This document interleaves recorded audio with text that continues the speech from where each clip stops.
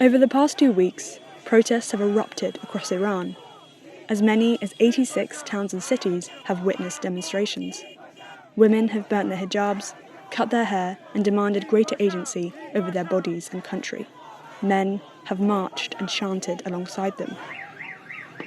Iranian authorities responded to these acts of dissent with a ruthless crackdown. Hundreds have been arrested, over 80 killed. Disproportionate force and live ammunition are being deployed against protesters, many of whom are just teenagers. The protests were sparked by the brutal killing of 22-year-old Mahsa Amini. Will her death become Iran's tipping point? Will the movement she inspired precipitate greater freedoms for women and men? Has Iran been irreversibly changed, forever? My name is Rosie McCabe. Welcome to the New Arab Voice.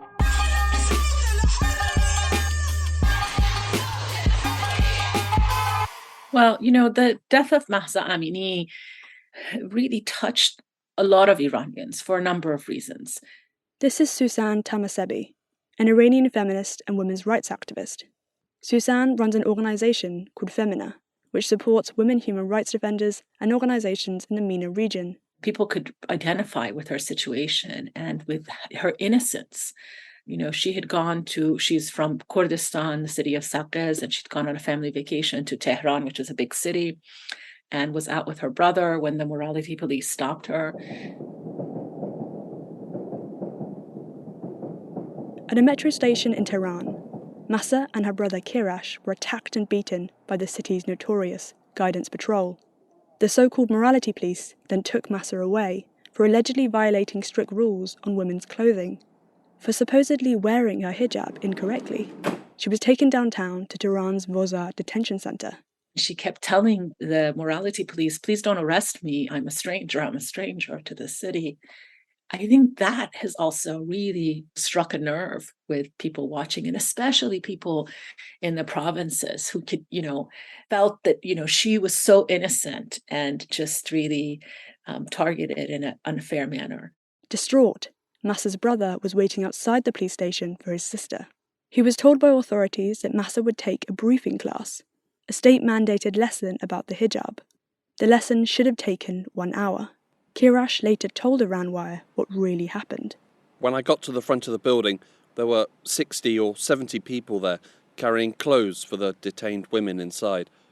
After a few of them were released, we suddenly heard screams. All of a sudden, the agents rushed out of the building and attacked us with batons and tear gas.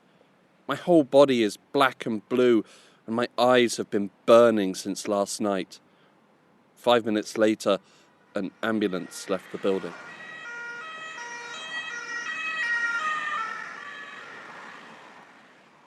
Eyewitnesses said Masa was beaten inside the morality police van and at the police station, according to the Iran Human Rights Monitor. The brutal attack resulted in Masa falling into a coma, according to reports. Her family was told at the hospital that she could not be saved, just days after her arrest on September 16th. Mahsa Amini was dead. So this young woman journalist by the name of Nilufar Hamidi, who broke the story, and she'd done previous stories on the violent enforcement of the hijab by morality police before. She published it in an Iranian daily, but she also took pictures of Masa laying in the bed in coma, and also pictures of her family hugging each other in this empty corridor of the hospital, and put that on her social media, and these pictures went viral. In the pictures, Masa's swollen face is connected to a tangle of tubes and wires. Her brother, who saw bruising on his sister's face and legs, said authorities did not allow him to film in the hospital. Despite evidence from eyewitnesses and the trauma endured by Masa's family, the authorities wanted to go with a different story. They kept saying, Masa had a heart attack, Masa had other health conditions. They said she had a stroke. They said she had epilepsy, she'd had brain surgery, stuff like this, that the family kept consistently denying, vehemently denying, and asking for accountability. The authorities' description of events was rebuked by many. Across Iran, people were outraged by the notion that once again, the morality police would get away with murder. So at the funeral, people gathered. They'd already heard the story, and they gathered, and there was a protest at the funeral, and women took off their hijabs. And two slogans really emerged from this protest that I think also struck a nerve with Iranians. One was something that apparently was written on her gravestone that said Zhina, which is her given name, which is her Kurdish name. And Zhina, you haven't died, but your name will turn into a symbol for resistance. And then also women took off their hijabs during the funeral. And in Kurdish, they said, a death for hijab. How long will we endure this humiliation? Students and women's groups immediately announced protests after the funeral. For them, Mahsa's death was just the tip of the iceberg. Grandmothers, mothers, daughters had lived under an Islamic Republic that limited their movement and opportunities for years. Their clothes are not a matter of individual choice, but a symbol of the state and an arena of criminality and control. You see from the outset of this regime that the suppression of women, misogyny, or the sort of the ideology of male supremacy is deeply baked into the ideology and the essence of what this regime is. This is Sanam Naraghi Anderlini, the founder and CEO of the International Civil Society Action Network, which supports a network of women's organisations involved in peacebuilding, addressing extremism, and promoting equal rights. They brought forward Sharia as the law, as the constitution of the land, and then their interpretation of Sharia, again, really embeds discrimination against women. With the 1979 revolution, the newly formed Islamic Republic instituted a set of legal codes based on their interpretation of Islamic laws. Thereafter, it became compulsory for women to wear the hijab, reversing years of relative freedoms. Women who were once able to choose their clothing had to cover up. Paramilitary groups were deployed to enforce dress codes, arresting individuals thought to be wearing something deemed inappropriate or un-Islamic. My mother's generation were out in the streets for months protesting against the mandatory hijab at the time. And the response from the regime used to be, or the way people would describe it was, they would say, Rusari ya tusari. And Rusari means your hair covering, ya means or, tusari means or you get hit on the head. Violence has been a routine response from Iranian authorities over the past 43 years. And yet, forms of resistance have continued. Women, through activism, through women's movements activism, but also just through it's just like it's like a river that just started flowing, have been pushing back and pushing the scarf back and the inch, 1 inch back here and 1 inch back there, and making the coats tighter, and really kind of having an implicit or explicit dialogue with the regime saying, we don't want this. And the regime has played different games. Sometimes they have come in very heavy. At other times they've let it loose, but then in the summer when it gets warm, they've kind of sent their morale police or these patrols around to pick up women and then set the example to say, don't go so far. The enforcement of hijab laws are arbitrary. Sometimes women, uncovered or partly uncovered, return home safely. Others are subjected to violence and humiliation because of their clothing. Mahsa's mother said her daughter was covered. But this instance of picking up a young woman who just happened to be going on the metro, who was not making any show, there's nothing, just an ordinary person walking down the street, and then being so badly beaten up that she ends up in a coma and dies. It's like a volcano of rage, I think, that comes from deep inside millions of people, especially millions of women and across generations. One Iranian woman, interviewed on the street, summed up this fear and frustration. I'm afraid of seeing the morality police. I think it's a useless thing. They should let the people choose like all the other countries. Each person should choose what she likes. So far, authorities have not been held to account for Mahsa's death. This brutality, this senseless loss of life, this crisis of impunity amongst authorities has upset and outraged people across Iran. Like a seismic tectonic event, people have gathered in their thousands. Demands such as holding Mahsa's murderers to account, eliminating hijab laws, and dismantling the morality police have morphed into a wider movement against the state. This time we're seeing something much more organic and general. This is Hadi Ghaemi, the founder and executive director of the Center for Human Rights in Iran, based in New York City. It did start with a specific event, death of Mahsa Amini, and a specific grievance, which is repression of women, half of the country, in many forms. But it quickly has expanded to a huge nationwide protest where, what is interesting, they don't come to one central location. Actually, during the past week, everybody demonstrating within their local neighborhood to make it harder for riot police and state security forces to move around if they have many, many locations to cover. And from that, we see that it evolves from north of Tehran, south of Tehran, east, west, every kind of socio-economic background. The same thing in other cities and towns. So sense of unity is what we keep hearing is really new here. Protests have rocked Iran repeatedly since the revolution. In 2009, a round of demonstrations known as the Green Movement followed the re-election of Conservative President Mahmoud Ahmadinejad. The protesters were primarily led by the middle class and university students. Authorities sent in security services and paramilitary groups to arrest, beat and kill protesters. Reports of torture and rape emerged from the prisons where protesters were held. In 2019, a rise in gas prices triggered the most sweeping and violent unrest since the revolution. At least 180 people are believed to have died during the demonstrations. Most of the unrest was concentrated in neighbourhoods and cities populated by low-income and working-class families, according to reports at the time.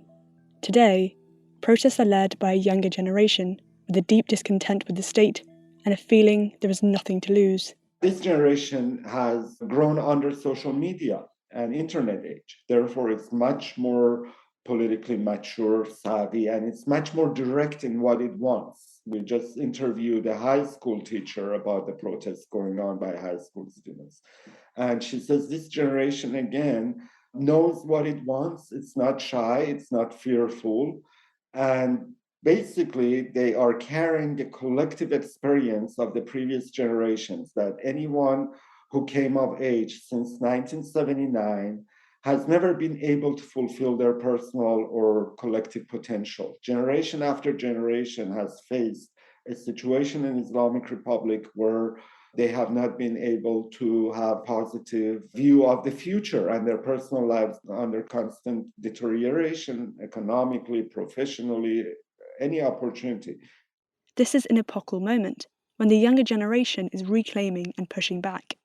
It is also historic, said Sanam, in terms of male allyship. This time, you see, this has been led by women. It's being led by young women and young girls in many cases. And the guys are there. Of the footage that I've seen, it's, you'll see a security guy, plainclothes guy, coming up to some woman randomly and either insulting her or wanting to hit her.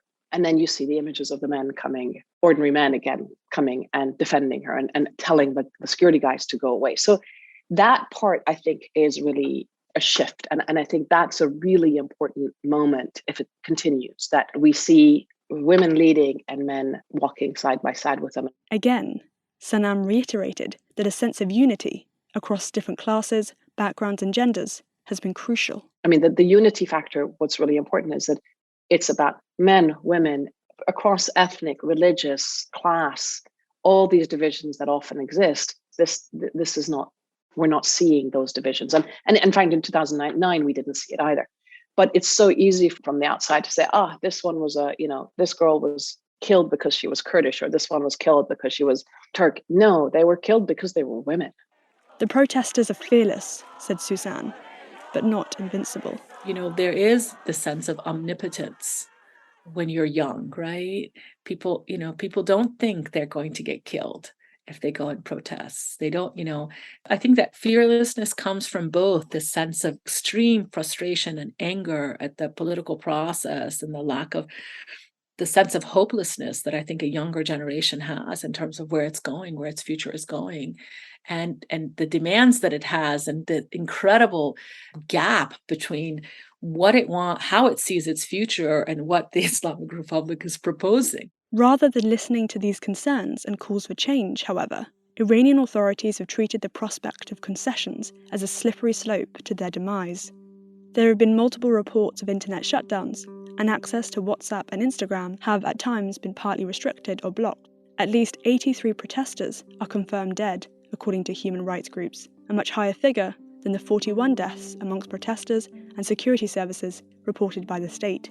Hundreds of people have also been arrested, 28 of them journalists, according to the Committee to Protect Journalists. Every activist has been targeted, everybody that they think could potentially play a role in continuing these protests or fueling them or publicizing them has been targeted and arrested, from political activists to journalists to human rights defenders to women human rights defenders. But women human rights defenders have been, scores of them have been arrested. And we put out a publication a couple of days ago documenting 12 of them who had been arrested. The majority of them, at least that first report, are from Kurdish areas, including, Zhina Amini, who's a longtime activist, very well-known activist.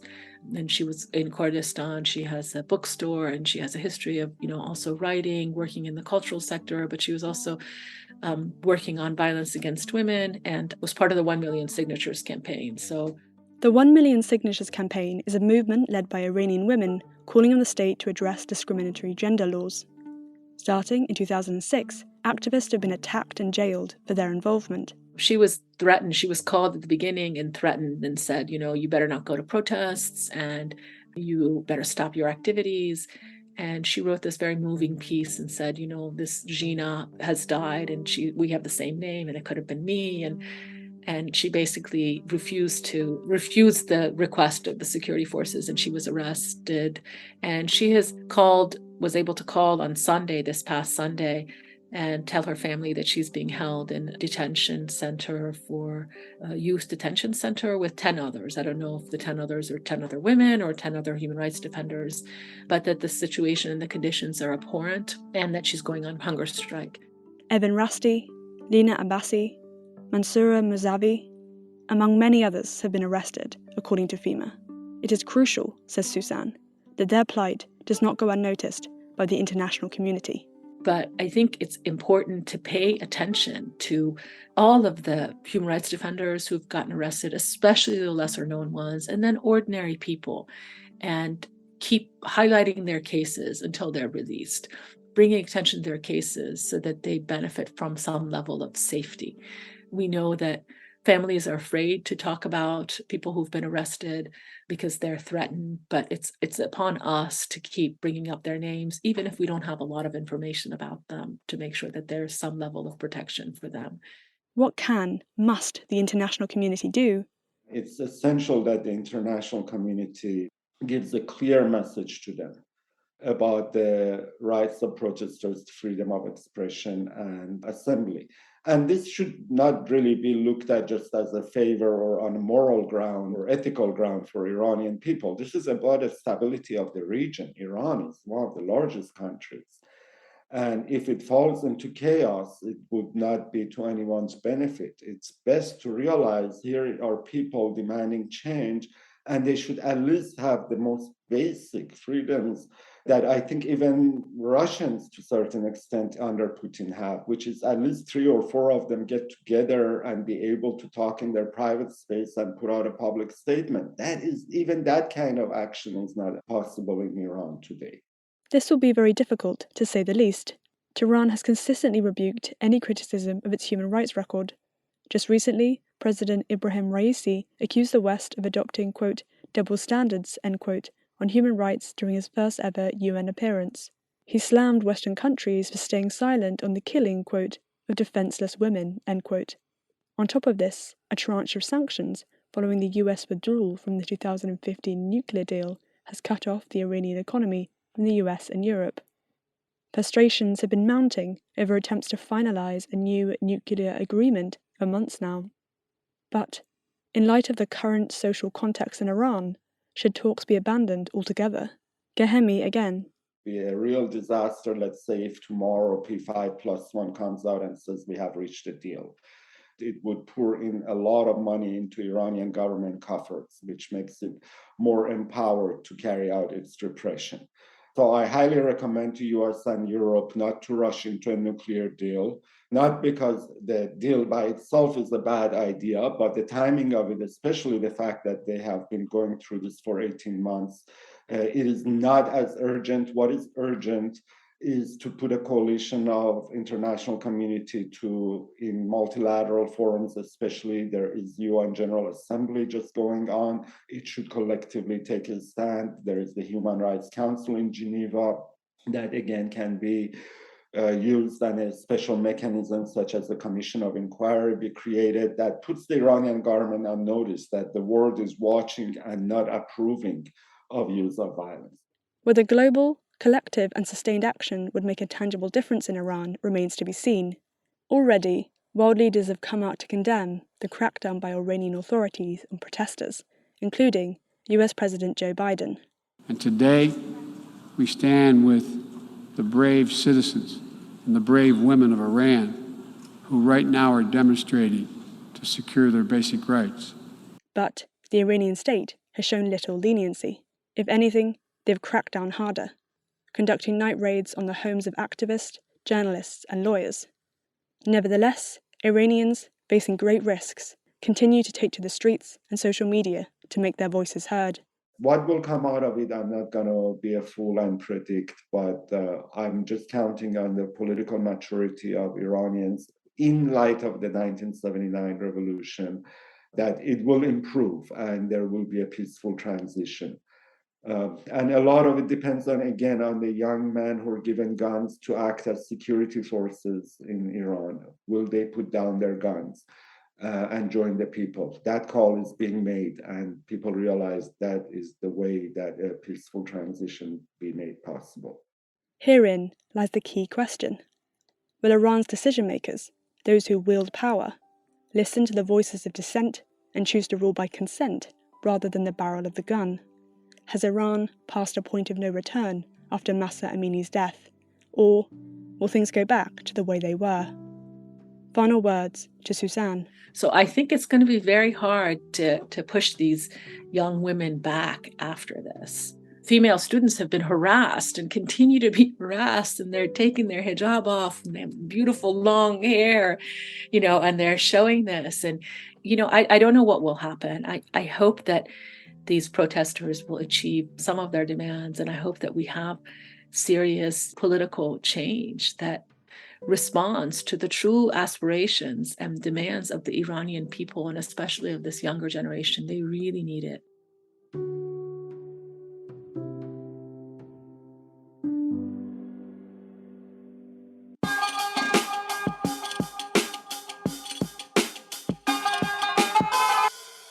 That's all for this week. Thank you for listening to The New Arab Voice. This episode was produced and written by me, Rosa McCabe, with additional help from Hugo Goodrich and Aisha Aldris. Our theme music was by Omar El-Fil. The New Arab Voice is putting down its microphone and taking a short break. We will be back with a new series of episodes on October 28th. Until then, you can find all our previous episodes on our major podcast platforms. And if you have any comments about the show, ideas that you'd like us to look into, or if you just want to say hi, you can message us on social media. You can subscribe to the podcast so you never miss an episode, and you can also rate and review, which helps us spread the word. Don't forget to follow The New Arab on Facebook, Twitter and Instagram for all the latest news from the region.